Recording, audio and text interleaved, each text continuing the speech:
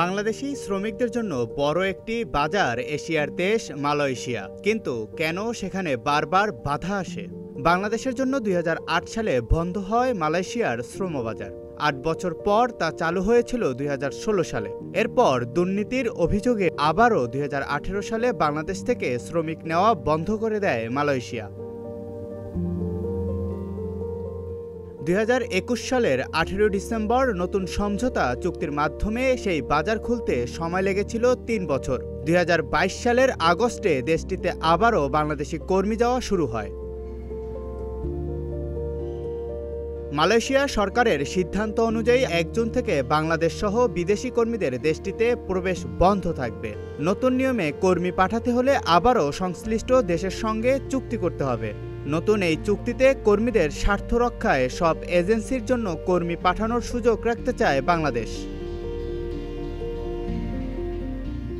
গত জানুয়ারি মাসে মালয়েশিয়ার মন্ত্রিপরিষদ ১৫টি দেশের সঙ্গে সমঝোতা চুক্তি আবার পর্যালোচনা করার অনুমোদন দিয়েছে। দেশটি বর্তমানে Thailand, Cambodia, Nepal, Myanmar, Laos, Vietnam, Philippine, Pakistan, Sri Lanka, Bangladesh, Uzbekistan, Kazakhstan, Bharat ও ইন্দোনেশিয়া থেকে শ্রমিক নেয়। সংশ্লিষ্ট খাতের বিশেষজ্ঞদের মতে মালয়েশিয়ার সক্রিয় প্রভাবশালী সিন্ডিকেট চক্রের কারণে বিদেশি কর্মীরা প্রতারণার শিকার হয়ে আসছেন। নিয়োগকর্তা চুক্তি করেও সেই শর্ত মানেন না। সিন্ডিকেটের কারণেই দেশটির শ্রমবাজারে বারবার অনিশ্চয়তা দেখা দেয়। বাংলাদেশেও তৎপর রয়েছে সিন্ডিকেট চক্র। অভিবাসীদের নিয়ে কাজ করা বিশেষজ্ঞরা বলছেন, পুনরায় চুক্তি করতে গেলে যদি শ্রমবাজার সেই সিন্ডিকেটের কাছে চলে যায়, তাহলে চুক্তি করা আর না করা একই কথা।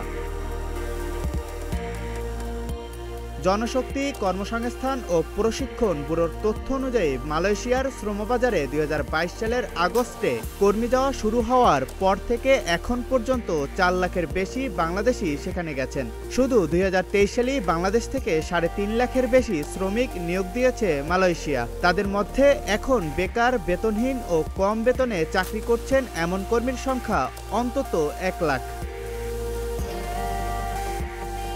সরকার নির্ধারিত অভিবাসন ব্যয় ৭৮,৯৯০ টাকা হলেও ৪.৫ লাখ থেকে শুরু করে ৫ লাখ টাকা খরচ করে মালয়েশিয়ায় গিয়ে কর্মীদের কাজ না পাওয়া এখন নিয়মিত ঘটনা।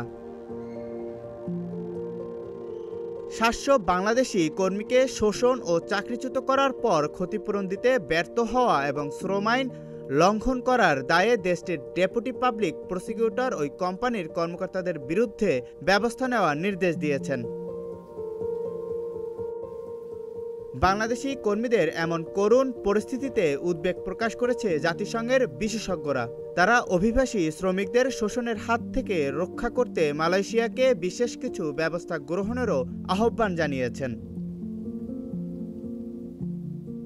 জাকারিয়া রবিউল, প্রতিদিনের বাংলাদেশ।